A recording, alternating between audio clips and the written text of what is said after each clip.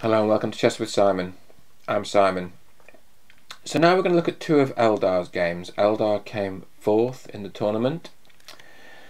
We're going to look at two really nice wins. One in the French Rubinstein and one on the white side of the Dutch Stonewall. So let's look at the French defence one first. So Eldar had what could be described as a theoretical debate with DayvanCowboy in the French defence. Let's have a look.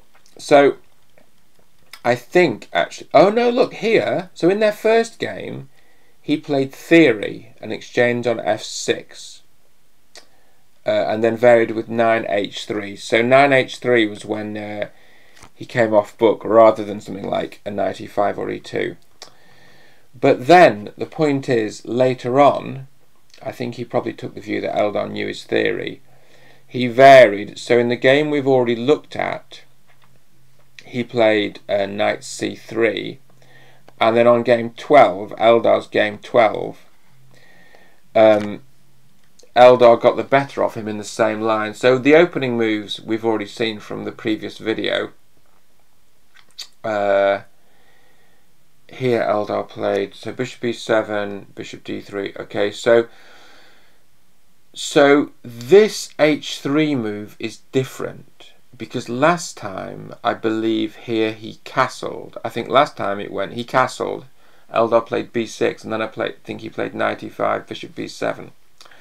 So here he's varied, even though he won last time. He may have just taken the view that Eldar will have thought about it and prepared, or he may just have wanted to change things around, who knows. But he's slightly varied here. So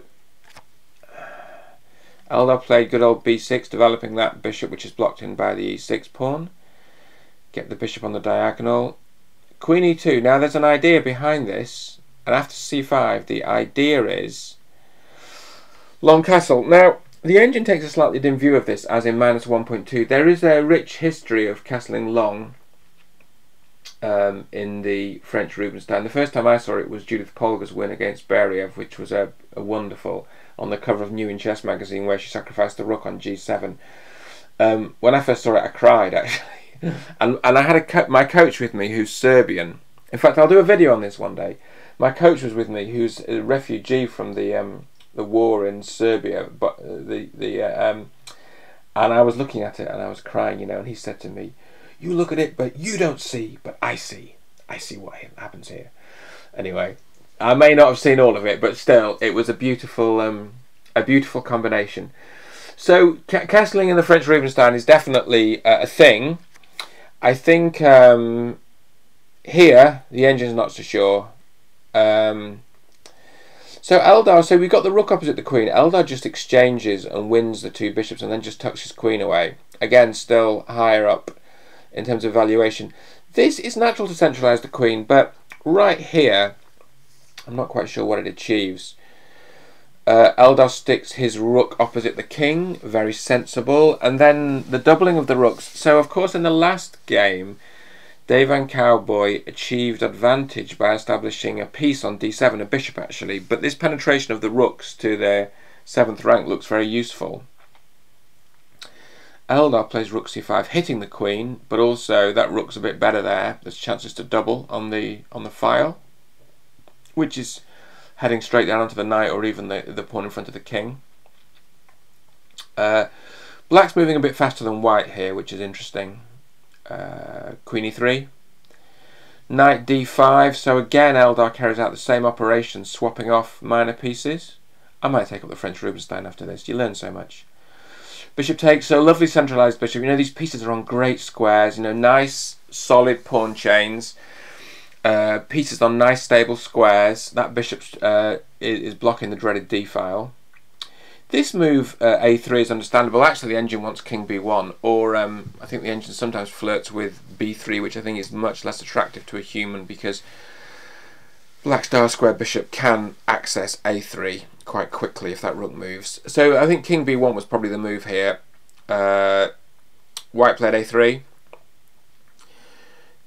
Queen c6, doubling on this file, I mean threatening a big check on c2. The knight defends c2 and hits the queen, which then moves away to a4. So what do we think of the queen on a4 then? Well, if that knight can be removed, it's checkmate on c2, so that's pretty useful. Well, the knight was removed, but then it blocked the checkmate. So we can't take on there because it's defended twice, even though the pawn is not one of the defenders because that's pinned by the rook, but it's defended twice by rook and queen. Rook backs off because it's attacked by the knight. The engine wanted rook c4, hitting the bishop on f4. Rook backs off, and now white carries out an exchange sacrifice. Now it may just be that he thought that bishop was too strong and the threat to the knight was too irritating, so he thought in a practical game he's going to snap it off.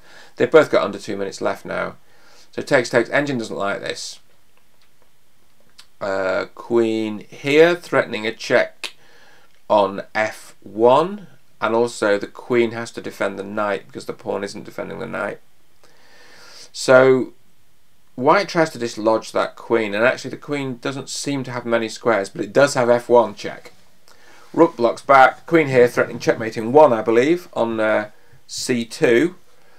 So white stops that with the engine recommendation d4, but basically the engine's saying this is gone. Black finds the engine move. Rook again defends the checkmate because the fear is that when black takes on d4, c2 will be undefended. But now black can just hoover up that pawn, and also there's a threat of checkmate in 1 on a1, so many checkmating threats. It's really hard for white, and I think just this queenside castling seemed to have unravelled really, I mean clearly.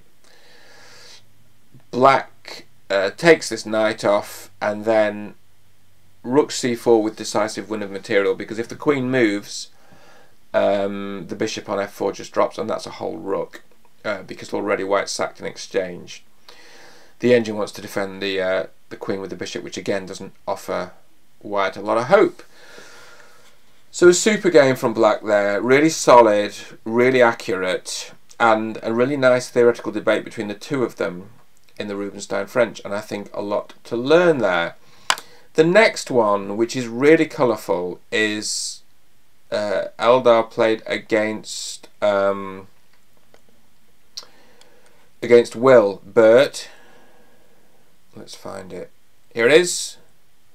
And it's a really interesting, it's not a long one, very interesting game, because interesting strategy in the Dutch Stonewall. So d4, d5. Well, I say Dutch, it doesn't start off Dutch. So Eldar plays knight f3 here. Now my theory is that Eldar knows that Will Burt is the sort of person, both in terms of his ability and his sensibilities, to play the Albin counter gambit, which I used to like when I was young, and then I kind of looked down on, and Liam at our club plays it a lot.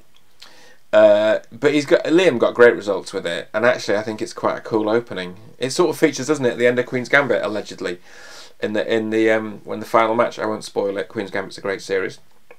But I think Will is definitely someone who could play the Albin counter gambit, and it may be that just on this occasion Eldar wanted to rule that out.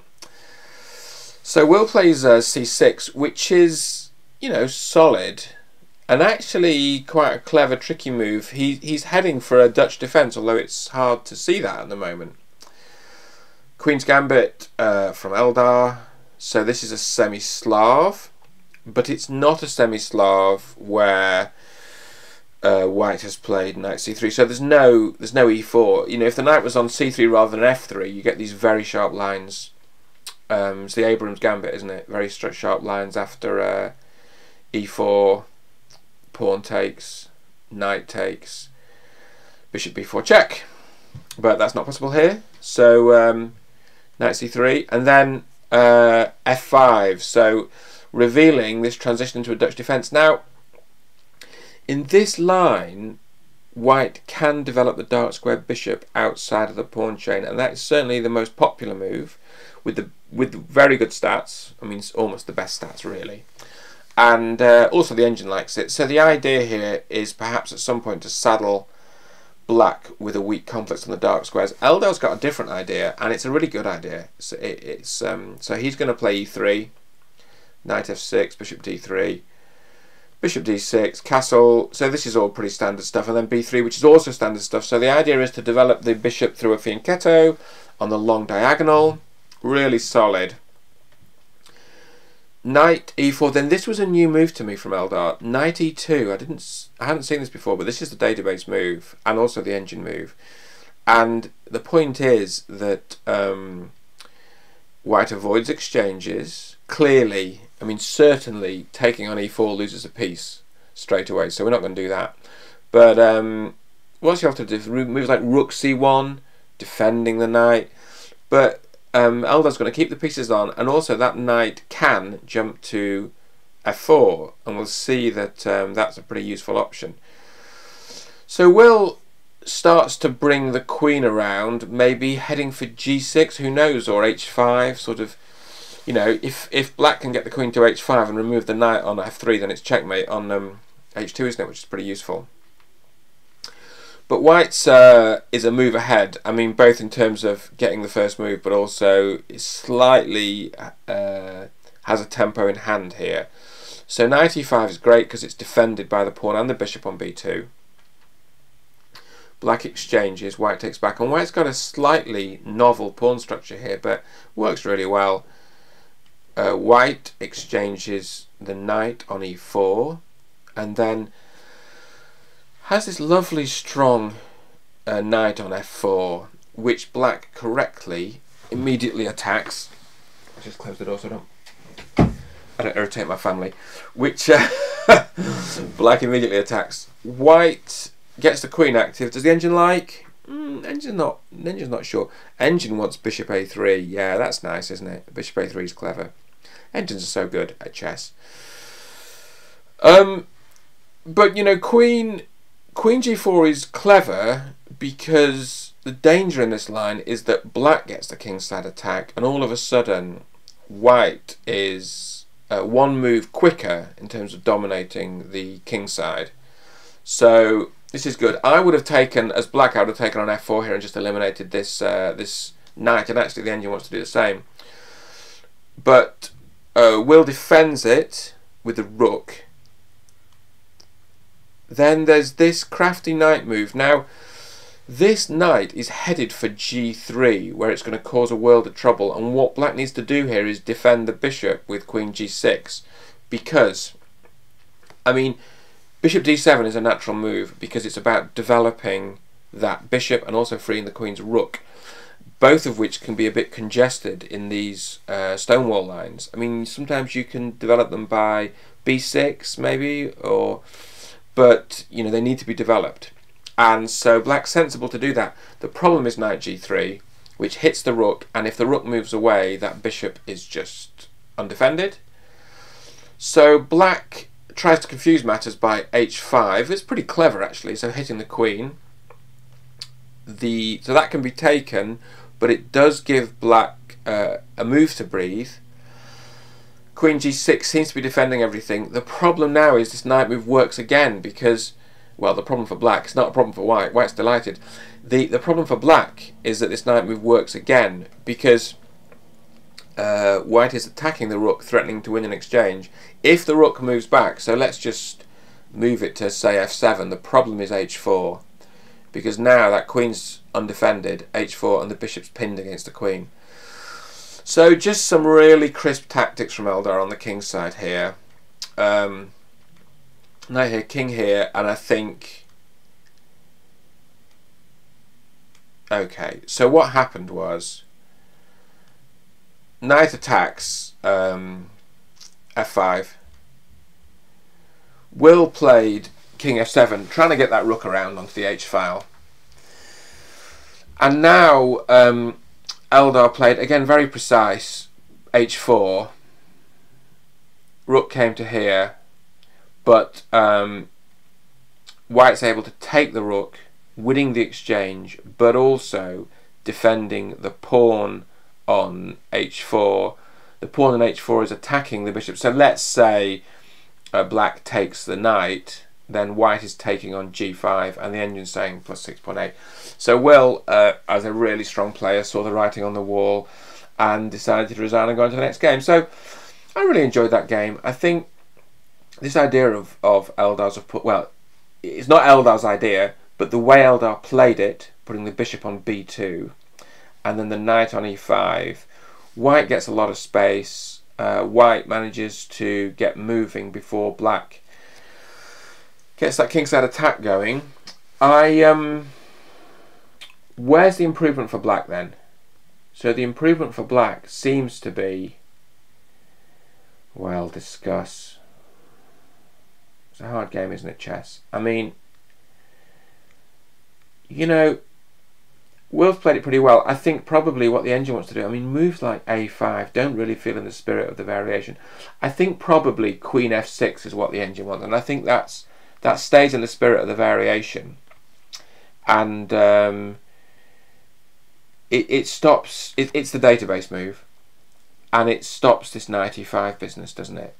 Because then the e5 square's covered 3 times.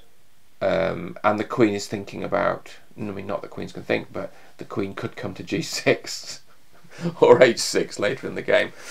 So, really good game by the guys there, lot to learn. And next we will look at 2 of Will's fascinating games.